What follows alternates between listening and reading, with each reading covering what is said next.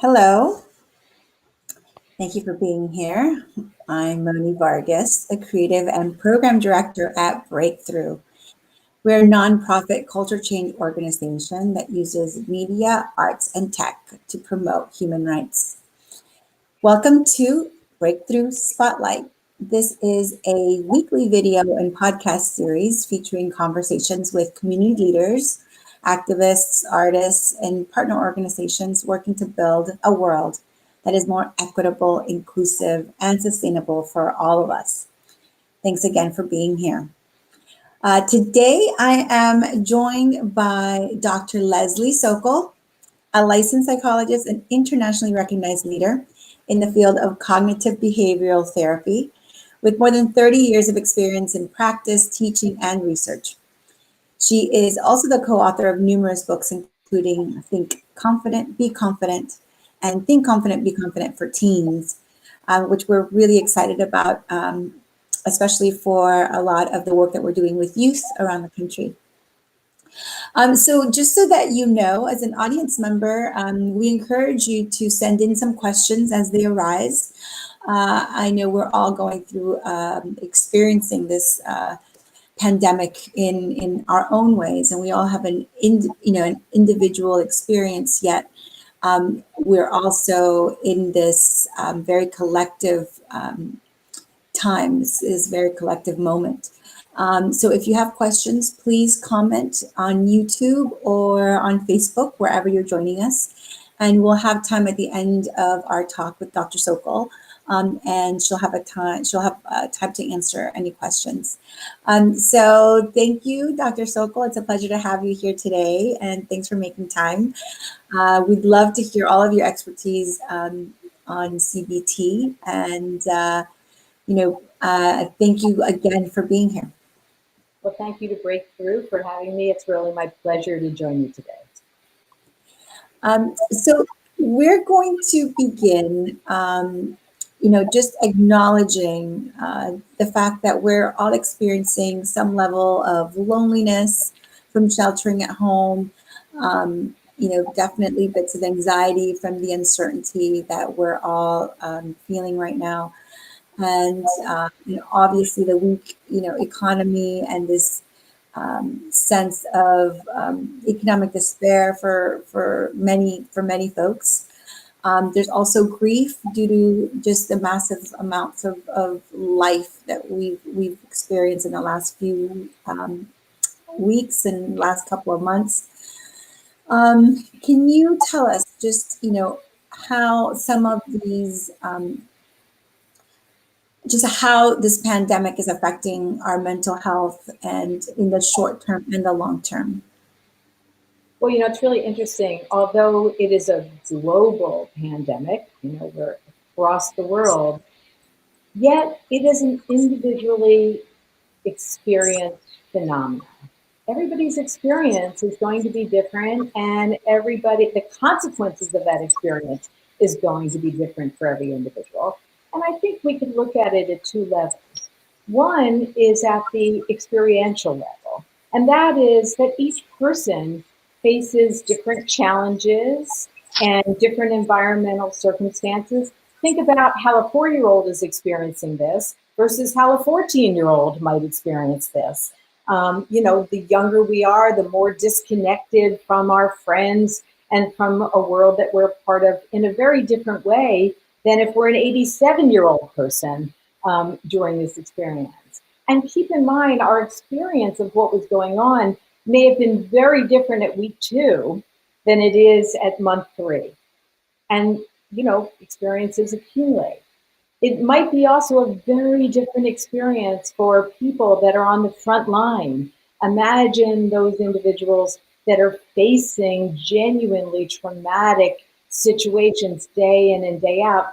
And, a really interesting piece of wisdom is that 25% of patients that get admitted to an intensive care unit wind up with PTSD.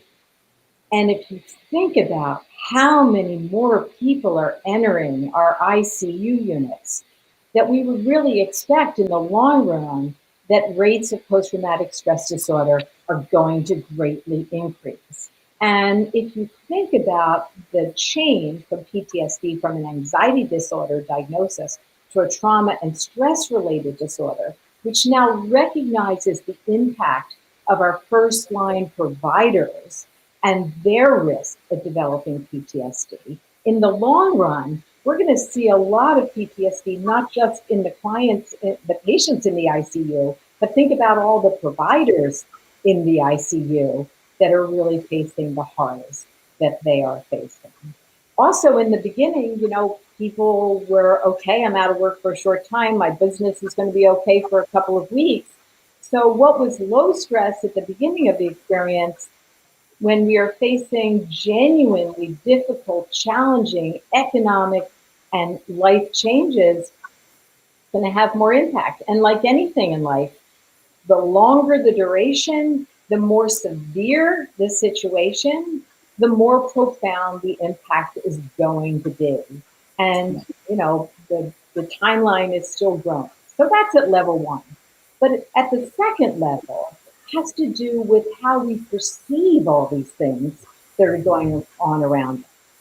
So one is the legitimate reality of what you're personally facing, but also more importantly, how are you perceiving what you're facing? And how you thought about this situation at week one is probably very different than how you're thinking about this situation now. Think about it at week one, stay-at-home measures may have been perceived for many people as a positive thing. This is an opportunity to spend more time getting the things done that I don't normally do. I can catch up on all my DVR movies. I can read. I can clean out that closet that I've never gotten to. I'm going to make all these new recipes. And maybe at day one, there were a lot of people with a positive attitude from that perspective. On the other hand, I suspect in the beginning, similarly, anxiety probably changed over time. Anxiety comes from us believing that there is danger. You can't have anxiety without fear. Fear comes from the perception that there is something out there that is threatening us. And honestly, in the beginning, with what we were being told, you might have said that although there is this horrible thing out there, none of us as individuals are personally a great threat. We're not in an environment where it exists. It's unlikely that we're going to catch it, even if we get it. Only a small percentage of people have great repercussions. And as the weeks went on, what happened? The anxiety changed. The anxiety grew, but it grew understandably. It grew because the danger became genuinely more magnified on two domains. One is inappropriate anxiety, or anxiety that is a false alarm, comes from us misperceiving threat, imagining the danger is a greater probability that it's going to happen than it actually is, or imagining a greater consequence than actually is likely to happen. But what happened over time with this disease is that over time, the probability that each one of us in an individual were at higher risk grew. And what happened over time, the probability that if we got it, there would be severe consequences grew. And so it's understandable that as a world, appropriately, our anxiety grew. And that anxiety showed itself in the short run by lots of people having bizarre, strange nightmares. Even though you went to sleep at night, you had disrupted sleep, you were feeling more tired the next day. That's stress taking a toll, understandably, on you. Feeling fatigued, even though you're not doing anything, because stress burns up calories and causes muscle tension and exacerbates pain. So we're going to be feeling it, even if it's subtle and not necessarily overt. On the other hand, you might think, what did we do as the risk got higher? As the risk got higher, we became self-protective. We put resources in place that made it less dangerous for us. So in the short run, everybody's anxiety started to diminish a little bit, especially after 5 weeks of staying at home, quarantined. Because what happened? You avoided the danger. Avoidance we often think of as a safety mechanism in that it prevents us from facing things that we're afraid of and overcoming those fears. But avoidance sometimes is a really effective adaptive strategy, especially when the threat is real. And here was a threat that was real. And so the world avoided. The world socially isolated themselves. The world wore protective gear when they were facing this viral illness. And the world at large started to wear protective gear and use social distancing to contain this situation. And as a result, people's anxiety started to diminish because now we felt safe. The danger was less. On the other hand, our anxiety about our economics changed for the worse. We thought, well, a couple of weeks, we can make do, we can hang in there. But when a couple of weeks become a couple of months, all of a sudden the reality of the economic situation is growing. The probability that we're going to have dire financial circumstances and that the consequences are going to be real, appropriately, everybody's anxiety is growing. So our anxiety, our depression, our anger is going to change over this timeline. Think about feeling safe now that we're self-quarantined and staying away from the threat. What's going to happen when we re-enter the world, right? When we go from red to yellow, let alone green, we go to yellow. Think about this, that all of a sudden people's anxiety is going to rise because you stayed home, you were feeling pretty safe. Hey, it's been 5 weeks, I'm doing well. Now I'm going to put myself out there, which means genuinely risk is going to increase. But if people keep in mind that just like staying home kept you safe, you can participate in the world in a safe way. In fact, our concern is that you'll get so comfortable that you'll forget you need to put measures into place to keep yourself safe. Yeah. So if you continue to socially distance and everybody wears their mask and we test and we track and we really pay attention to this, it's possible that we can all walk around feeling pretty good about things, being able to navigate life. And same things, when we're sitting at home worrying about what's going to happen with our economic life, with our businesses, with our schooling, it's all a big unknown. And the monster is always scarier in our imagination than in reality. Once we get out there and we face the situation, because we're not going to know what's going to be until we actually experience it, we might find that we're going to be able to jump over those economic hurdles. Many of us are going to have access to PPP loans and going to be able to, get through this and come out strong at the other end. So, well, thank you for that. It's sometimes difficult for so many in our communities to feel that sense of optimism and positivity because there's just so many stressors. But what I've really enjoyed from cognitive behavioral therapy, which is your field of expertise, is that there are ways, and there's very 4 clear steps that we all can take in our own lives and apply them to not only certain situations that we're confronted by, and that we need to really. So situations don't drive our distress. Distress comes from our perception of situations, and those situations can be external situations, hearing the news, hearing that somebody that you personally know or love and care about has tested positive. So it can be an external stressor, or it could be an internal stressor. You start to feel a tickle in your throat, or you start to know, or you take your temperature and it's elevated, or you happen to have a pulse ox and you put it on your finger and it's lower than it's typically running. So we face a cue. And I would say that, so our perception of our distress is what drives our responses. And we have emotional responses, we have physiological responses, and we have behavioral responses. Once we are distressed, so everybody can think about it, when you're feeling particularly frustrated, you're angry, you're anxious, you're feeling sad, especially you're feeling pessimistic or hopeless about things. Step 1 is identify the way you're thinking when you're experiencing this affect. And so identify the thought. What's my perception of what's going on? So identify the thought. But instead of just blindly accepting the thought, things are never going to work out. I'm never going to recoup the losses that I've had economically. I'm never going to bring my business back to life.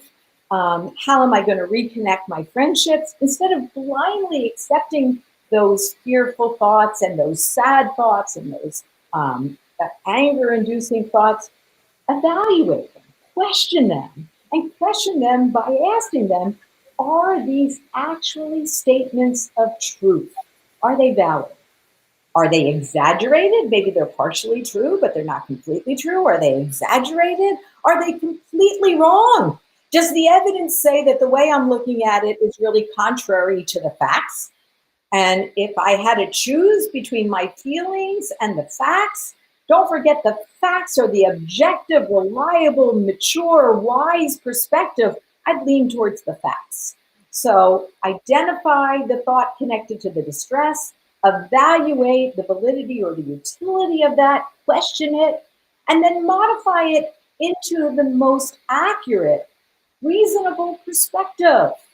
I don't know what the future is going to be, but I've faced hard times before and I've gotten through them. And it's likely that I'm going to get through this. Think about all the skills I have. They're going to help me navigate this. And most importantly, don't forget that I'm not in this alone, which means there's lots of other resources out there that I can seek help from to help me navigate this situation. And then the last step, really important, is behave in the most appropriate, helpful way, which means at some point in time, we're all going to have to leave our home and face that little bit of fear out there and get back to life. But we're going to do it in the most respectful, safe way possible. Thank you. Yes. Just thinking about it, we've changed, so much has changed in such a short amount of time. And, on that same thought of re-entry, you've written extensively on confidence and ways to easily identify whether or not you are impacted by self-doubt. So could you walk us through, I know you have a doubt quiz, and I just want to know why this is an important step in CBT. And then maybe you can walk us through the test and then see, give us some real practical tools in combating doubt or fear, because usually doubt and fear go hand in hand. And then, so we can get a sense of just some practical steps. I think the 4 steps are genius, because sometimes, our thoughts are not based on, like you said, on facts, or sometimes they're very heavy with emotion that is again sometimes affected by our perception of our reality. But please. So there's no question that doubt is the enemy of self-confidence, and self-confidence is going to be essential in navigating the challenges that all of us are going to be facing at very different levels and at very different ways. And so we need to think about what is it about doubt that makes us vulnerable? And what is it about doubt that makes it going to be particularly tough for us at this point in time? So I really should say that keep in mind that all doubt is not a bad thing. Like you said, sometimes doubt activates fear, and sometimes fear is nature's alarm telling us, even though you're starting to get really comfortable, keep your social distance, follow the rules, maximize the safety of you and everybody else around you. So a little bit of doubt isn't a bad thing. But when doubt comes from erroneous thinking, when doubt comes from overgeneralizing a negative piece of information and demeaning something persistently negatively global about ourselves, it's really problematic. And so if we have doubt, and we doubt particularly our abilities to perform, then what's going to happen is when we have to go in any situation where we're going to be asked to perform, we're going to feel uncomfortable. Well, think about all the socially anxious people that are at home right now, socially isolated. It feels really comfortable being in your home if you don't have to face situations that make you uncomfortable. It feels pretty safe. And but if I have to go out into the world again, all of a sudden the world's going to be a little less safe for me because now I'm going to have to face social situations. And if I doubt my ability to perform in social situations, I'm going to be on the stage, I'm going to be afraid, I'm going to be judged, and it's going to make me more uncomfortable about facing that situation. And the way that you can overcome that, first of all, is most importantly running the experiment, going out there and see if all those horrible things actually happen that you imagine are going to happen, because we know life is scary in our imagination than in reality. But we can arm the person with resources. And we can arm the person that is afraid with first finding out, what are you afraid of? Do you doubt your social desirability? Is that why you're afraid that people are going to judge you? On the other hand, do you doubt your competency, your capability? So you think you might mess up or not do a good job when you get back at it. And so what self-confidence does is it doesn't put bogus, platitudes on oneself. It says looking at yourself through an accurate, realistic, and of course, most positive possible lens, saying, what do I have going for myself that says, as an individual, I am both capable and I am desirable? Because once we are armed with the beliefs that we are capable, desirable people, life becomes a less threatening place in general. Armed with the belief that I'm a desirable person means that I can go out and face the social world, and even if somebody doesn't like me, I'm okay. Even if somebody rejects me, I'm okay. Even if somebody doesn't want to be with me, even if I stutter or I say something inappropriate in a conversation, or I mess up the words, or I mispronounce something, none of that is threatening because you're able to say, hey, what? I messed up, or that person doesn't like me, or they didn't want to include me. So what? It doesn't mean I'm not a desirable person. But if I doubt my desirability and you don't want to be my friend, now it's validated that I'm unlikable and I'm going to hide and not want to talk to anybody else. Same thing. Think about it. If I believe that basically I'm a capable person, then anytime I'm asked to do anything in life, anytime I'm asked to function, whether it be socially or academically or professionally, in any kind of capacity, I'm not afraid of messing up. I'm not afraid of making a mistake. I'm not afraid of having to ask or recognize that I don't have the answer, I don't have the skills, I don't have the knowledge, or I might need more practice. None of that threatens me because I know that I can be a basically capable person and still make mistakes. And so life becomes a less threatening place in general. And so we need to be aware, are we an individual that's vulnerable to stress and anxiety, especially, or to a pessimistic view thing that things aren't going to work out? It's probably because we're riddled with some self-doubt. And self-doubt might stay latent, hiding inside of us. And when we're facing difficult and challenging times like now, what happens is, faced with these challenges, that latent stress, it rises to the surface. That doubt that's been lurking in there takes over and it starts to be in charge. And when that doubt shows up and it starts to become in charge, then it becomes a very scary world.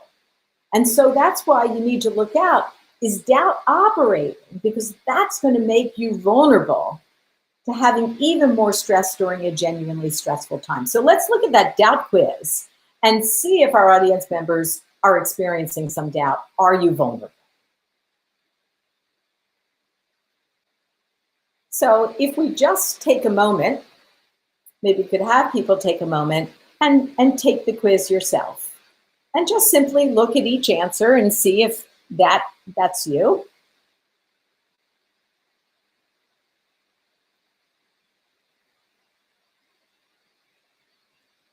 And as you take this doubt quiz, think about how often, how many of these items do you tend to endorse? Do you endorse only one or two of them? So rarely is doubt operating for you?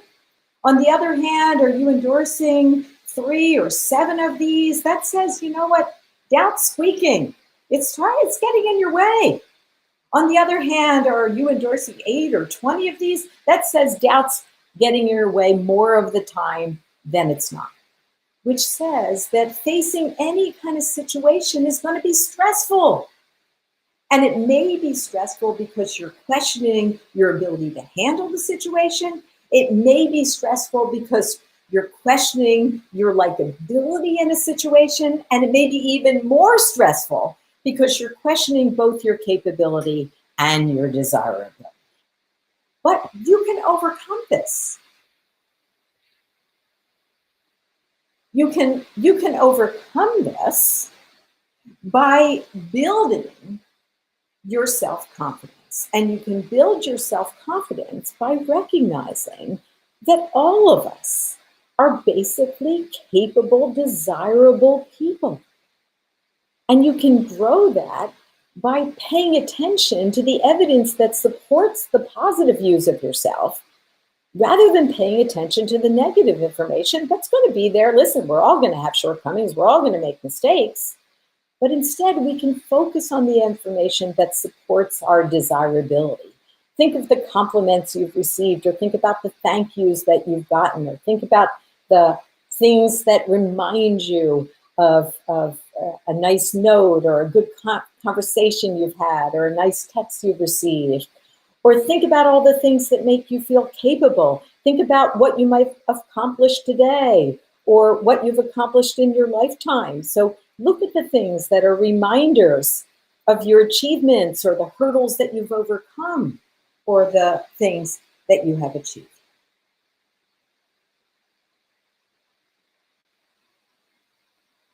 I think I've lost my moderator. So I'll ask the question that the moderator had for me. And one of the questions that she had for me is that we've been practicing shelter in place and social distancing for over a month. What should we do to prepare ourselves for reentry when the states begin opening up? So let me talk a little bit about that. And first of all, know that it's not like I have the answers. Look, we're all navigating this new world together, and each of us are really coming up with ideas that hopefully we're all going to share with each other.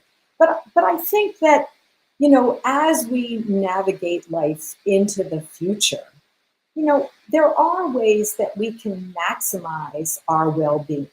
And I have to say that I've been telling my own clients this, and I really think that this is going to be appropriate for them when they leave the home as well, that 3 things really help us promote wellness. The first is that it's really important that every single day we do something that gives us a sense of accomplishment. And if you're at home, a sense of accomplishment can be something like doing a load of laundry. Those of you that are working from home might get accomplishment from what you're doing at home. But even on a day when you're not working at home, do something that gives you a sense of accomplishment, whether that be a chore, whether that be a task, whether that be a fitness thing, whether that be a cleaning up. It doesn't matter what it is, but something that says, I accomplished something today. And you're going to take that when you leave your home as well. Every day, what have I accomplished? We need that sense of accomplishment. The second thing is that we need every single solitary day of our life, whether we're homebound or we're not, something that gives us intrinsic pleasure. Now, a lot of our overachievers and, people say, well, I get a buzz from what I do. And I'm not denying that you might not get a buzz from what you do. I live, breathe, eat CBT, and I do get a buzz from disseminating CBT and helping clients use these principles. But that's not my secret joy. My secret joy comes from an athletic buzz. That's my turn on. Put me in the steep and deep in the back bowls with powder up to my waist, huffing and puffing to hold that edge and hang in. That's my buzz. Any kind of athletic thing. Being homebound, I've been taking Zoom yoga classes, which have been awesome. Thank you, Dana Hot Yoga. It has been phenomenal. But it is my buzz for me going on. Finally, on last Saturday, we left our home, and I'm a road cyclist, and I felt the wind in my face, and I'm like, this is my buzz. Everybody needs to have their intrinsic buzz. What's your buzz? Everybody listening today, think about, what am I going to do today to get my pleasure buzz on? And when you leave your home, that can't stop. You got to be thinking the same thing. What am I going to do that's going to bring my pleasure buzz on? So we've got a sense of accomplishment, we've got our pleasure buzz, and then we need social connections. And, for some people, they say, wow, my life hasn't really changed that much. I wasn't that socially connected. While I was out of my home, I'm not that socially connected in. And actually, with some of those people, I've been encouraging them, use this opportunity to get socially connected, maybe in a way that feels safer for you. And, many people have found lots of wonderful, creative ways to be socially connected and still be safe. All the video platforms that have allowed us to hang out together and cook together and dance together and watch movies together and play mahjong together and poker together and Jeopardy together and all of those other things have really allowed us to be home and still be connected. And it's essential we be connected. In fact, I've encouraged people that I talk to, don't just have a phone call with people. Have a FaceTime call, have a Zoom call, have something that puts you in a space with them that makes you feel connected. In my father's community, they get in their golf carts and they hang out in a parking lot with masks on, socially distanced, and they talk and they hang out and they have their cocktails. They are socially connecting in an appropriate and in a safe way. And what's going to be really important is that when we leave our homes, we're still going to need those social connections, and we're going to have to modify the way we socially connect for a long time into the future. But we still need to have those three really important ingredients. Remember, accomplishment, pleasure buzz, and connect. There are other ingredients that I think are really also essential when it comes to reentry. First of all, think about that risk-resource ratio that I suggested a little bit earlier. Think about, what is the danger and am I prepared to handle it? Am I doing all the appropriate things that says it's reasonable for me to participate, and don't lose sight of that. The other is, look, there are still going to be limitations for a long, long time into the future. And so instead of focusing on all the things that you think you can't do, focus on all the multitudes of things that you can do, and maybe bring some things into the equation that you wouldn't ordinarily do. This is an opportunity to try new things and to bring new things into the equation. Think about the fact that every jigsaw puzzle was sold out of every website. People were doing things that they don't ordinarily do. The other is that I think that all of us are going to have to walk around more patient. And I think that what staying at home has done for a lot of us is that it showed us that we can accept downtime, that we don't need to fill every minute of our day in fast forward. We have all learned that a slower pace is not only acceptable, but maybe a more positive thing. And maybe we take away from this how important a more reasonable pace of doing life might really be. So bring that patience, bring that downtime, bring that slower pace maybe into the equation, which also means be kind, which means kindness is going to be really important. Let that person that's uncomfortable take their time and move at a pace that's right for them, and be respectful of, be sensitive to the cues that others are feeling really uncomfortable, and maybe, right, give yourself that even bigger distance to help them be more comfortable. And if they're fumbling with things, be patient, be kind.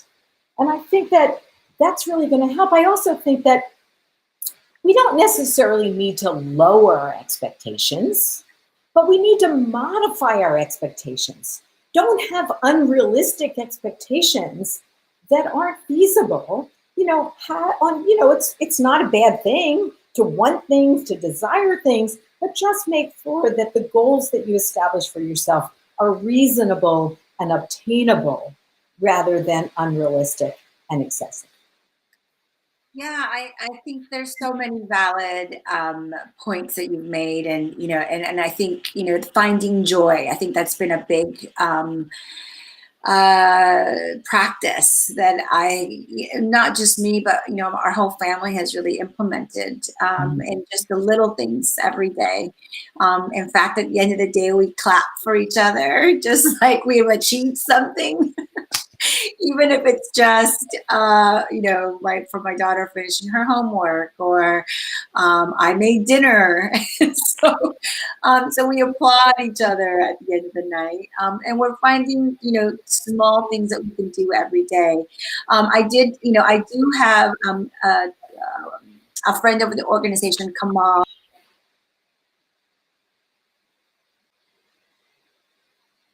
Okay. Star host, yeah. There we are. You're back. You have a friend. Yep. Having some technical difficulties, but he posed a question from a friend who tested positive for COVID, and they said, thank you for naming PTSD as an aspect of what people are feeling and experiencing after going to the hospital. They're unfortunately, they're not able to return home because of COVID. They can't come home, and they're facing, some homelessness and stigma. So, basically their question is, how do they deal with the basic groundlessness and the difficult situation around anxiety? And how do they manage the stigma from COVID, which, is definitely a much more serious look at, what, so many folks who have tested positive are experiencing right now. So what suggestions do you have, Dr. Sokol? Yeah. So one is really for all of us to validate this person's distress. It's understandable to me that you get a positive test, that it would immediately evoke distress in that individual, because there's real serious consequences that could still potentially happen. So I feel for every individual out there that faces that positive result, number one. But, the key is to stay grounded about this situation. Listen, not everybody that tests positive has a horrible experience, let alone a catastrophic experience, kind of a thing. So let's wait, it's bringing hope that I'm going to get through this, hope that I'm going to be able to get to the other side. And, and I think that, the being separated from other people is really adversive. And so given that this person already has a friend, I would say, Kamal could reach out to his friend and say, look, I understand what a difficult situations you're in, and I empathize with your discomfort. I can only imagine how horrible your experience feels like to you. But I want you to know that I'm in this with you, that I'm here, that I'm a telephone call away, I'm a text away. Come yell, if there's any way for us to stay in communication, I'm with you, buddy. And be there which means that we have to encourage those individuals facing these challenges to reach out to others. and know that when you reach out to somebody else, you're not the only one gaining something from this equation. It's a reciprocal process. When we aid another human being, we're getting probably more out of it than the recipient, because we're getting to feel like a good person, and we get to feel like we matter and that we have a place in this world. And I think that that's more valuable than whatever particular thing the recipient is receiving. So for all of yous out there that are afraid to ask for help knowing that you are giving a gift to those that are helping you, that it is a two-way process, that the giver is probably getting more out of it than you are as the recipient. Yes, thank you for that reminder. And and I think just within our family, we realized that just doing outreach, and reaching out to folks who live alone, who may be living in a hot spot. I've been in touch with a lot of my friends in New York City. And I also want to say that applauding in your family, where you're applauding each other, that's exactly what we want to do. We want to applaud each other. If you want to grow self-confidence, you're already growing self-confidence in everyone in your family, you included, because you're validating each other, you're applauding each other, which means that you're helping them digest the information that says, look what I've achieved, and that makes me feel better about myself. And I do think we really do need to applaud the efforts of each other. And that's why it's so wonderful in New York that, they applaud the efforts of everybody every evening, because it validates all of us. And it's growing all of their self-confidence. And think about how much we feel giving that applause and how much the recipients of that applause are enjoying receiving. Yes. So we have one other question, and it's from Stephanie Woman. And the question is, what would you suggest about managing anger, or how to manage anger that has been generated during this pandemic?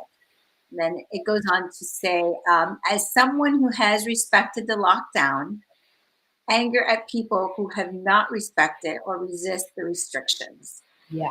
And I think, we're all feeling almost like we're all living in two different, like having two different experiences.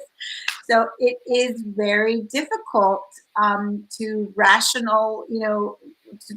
to understand why others wouldn't respect these mandates, right? So what do you do with all this anger? Because I'm feeling it too. Well, anger comes from our unmet expectations. And first of all, not all anger is bad. Anger, when we're being attacked, anger energizes us to take appropriate evasive action when there is a situation where, anger actually guides us towards effective action.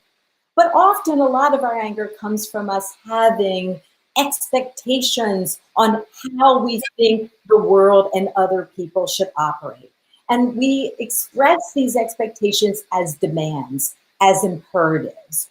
You should follow the rules. You should be wearing your mask. You should be keeping social distance. You should not be out running around, right? All these expectations for other people. And we get angry when people don't live up to our expectations, our imperatives, our demands. But we have to accept that we have 0% control over how other people feel, how other people think, and how other people behave.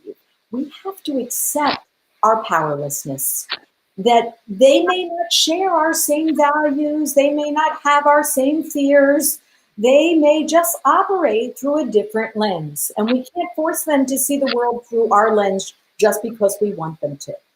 And so what can reduce that anger is to replace that demanding imperative, the should statement, they should be doing this, they shouldn't be doing that, with a preference. It would be nice if everybody did everything that I thought that they should be doing. It'd be nice if everybody followed the rules. I would prefer it. I would like it. I wish it was that way. But if you want to dampen down the anger, replace the imperative with a preference, and it'll dampen it down. And then the second thing is, anger is a surface emotion. Under that anger, often there is hurt or there is fear. And that's really what's driving our distress. And that comes from the interpretation we make of that unmet expectation. What's the meaning we ascribe to that unmet expectation? Do I make it mean something personal about me? It means they're disrespecting me. It means they don't care about me. It means they're purposely trying to hurt me. They're trying to victimize me, kind of a thing. So what is the interpretation we make? Maybe this has nothing to do with me, and maybe there's all kinds of extenuating variables at play that are leading this person to behave in the way that they are behaving. So another thing that we can do is consider all the potential possibilities for why this person might be behaving the way they are, other than the most negative, extreme, unpleasant view that we're taking on the situation. And then the bottom line is know that you can't control them, but you can control you.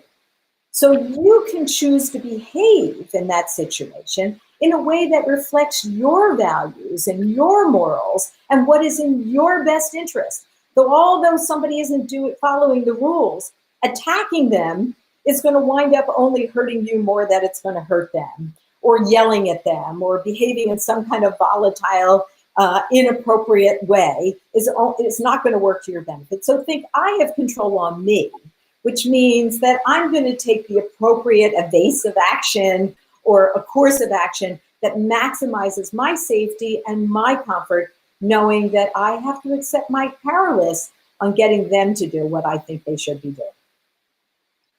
Yeah, I've definitely had to identify where I get my anger from, which is usually watching the news. And then the evaluation is, I shouldn't be watching so much news. The modification is, I'm only going to read news on Twitter. and that's part of the changed behavior, and it's really helped. I have to say that I don't find myself as angry as I was maybe a few weeks ago. I mean, there's still a lot of other host of emotions that come that we're all experiencing every day. I mean, I feel like it's a roller coaster some days, but at least, the anger, which I think can be so difficult to process individually, and then to make room for everything else. I just didn't have room for it right now. Exactly. And I think you make a really valid point. Not only he shouldn't say that, needs to be replaced with, I wish he wouldn't say that, or they wouldn't say that, but the point is that you absolutely make a really important point, that don't overdose on what is unpleasant. Don't overdose on what pushes your buttons and stresses you out and makes you angry or makes you sad or makes you fearful. Limit the exposure to that information. Don't spend the day watching the news. Limit the dose of news that you take in, and use a news source that fits with your values and the information dispersed in a way that you can trust and you're going to feel comfortable with. But I think that's another really important point, that we do need to limit the dose of information that we are participating in observing. Yeah. So we have another question. Jennifer Lish says,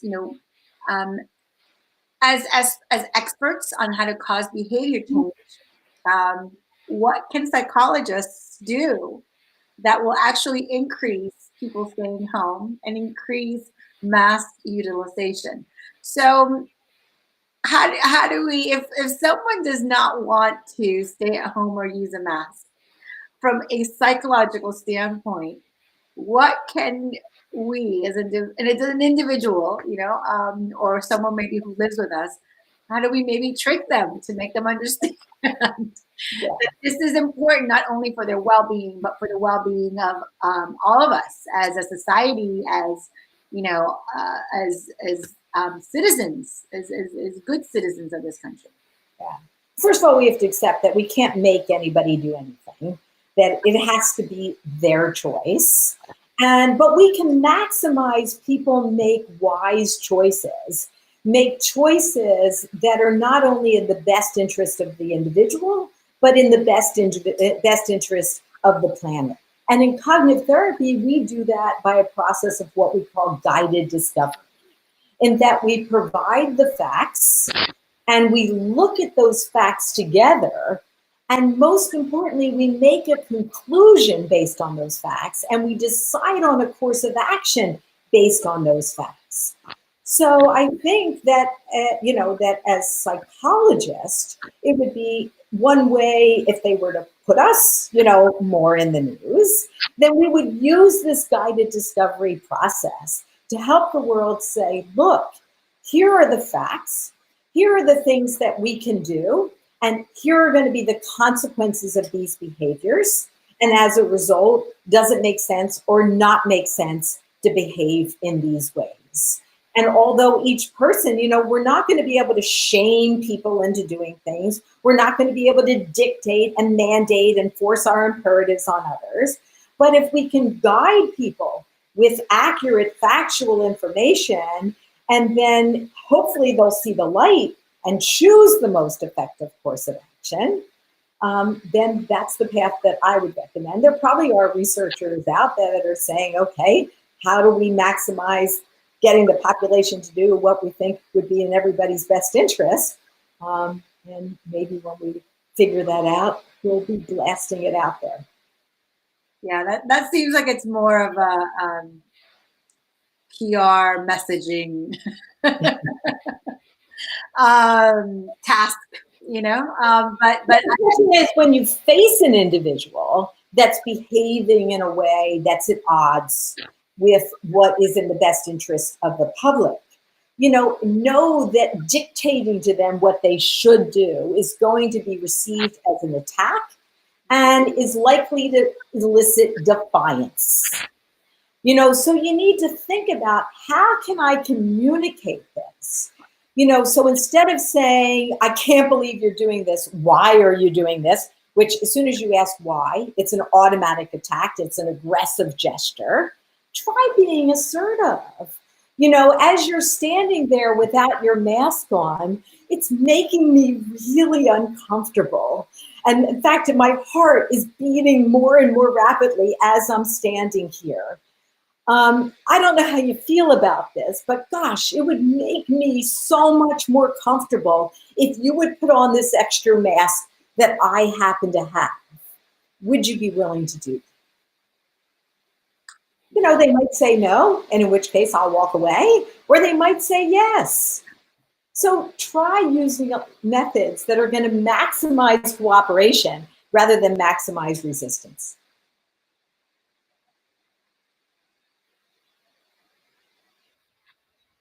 So we will figure out these technical glitches as we, continue doing these incredible conversations. We have a few more minutes left. So Dr. Sokol, is there anything that, we haven't touched upon that you feel, we should cover now?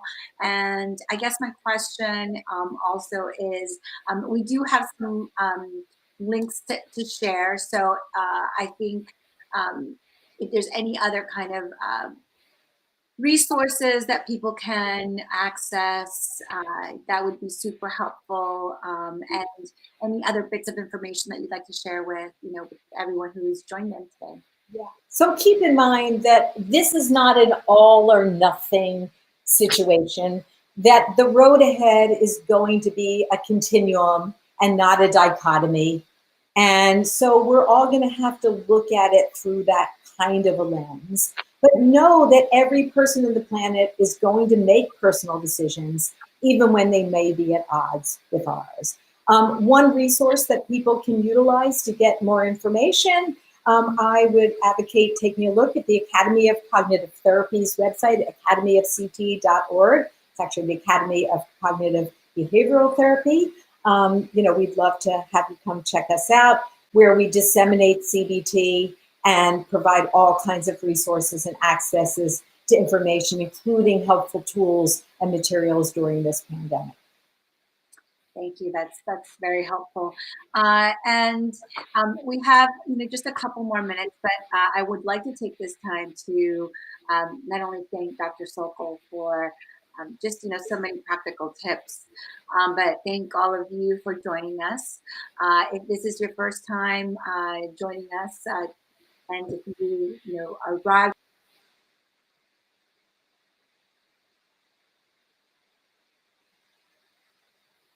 Sorry about that. This is presented by Breakthrough. Breakthrough is a nonprofit, excuse me, is a nonprofit culture change organization. And we use media, arts, and tech to promote human rights. We would love to have you sign up for our newsletter. We send about one a week. You can always change those settings. But also, I would love if you would consider donating. There have been some links for you to donate to continue this type of programming. It is reviewers like you that we are able to make this happen. But all in all, Dr. Sokol, this was so helpful, and I do think that this again is it's a much longer conversation, and we'd love to have you back as things unfold. I feel like things are unfolding every single day, and there's so much change we're all experiencing. So we invite you to come back. It's at a later date. And in the meantime, please take care of yourselves. I think that's number one, is we're asking everyone to take care of yourself. Make sure that you are listening to whatever is coming up for you. Be gentle with yourselves, and do a little outreach. I think everyone right now could use a friend, could use a bit of a check-in. So any last thoughts before we wrap it up, Dr. Sokol? Yep, thank you for having me. If you want to reach me directly, you can find me at my website, Think Confident, Be Confident. Happy to talk to any of you anytime.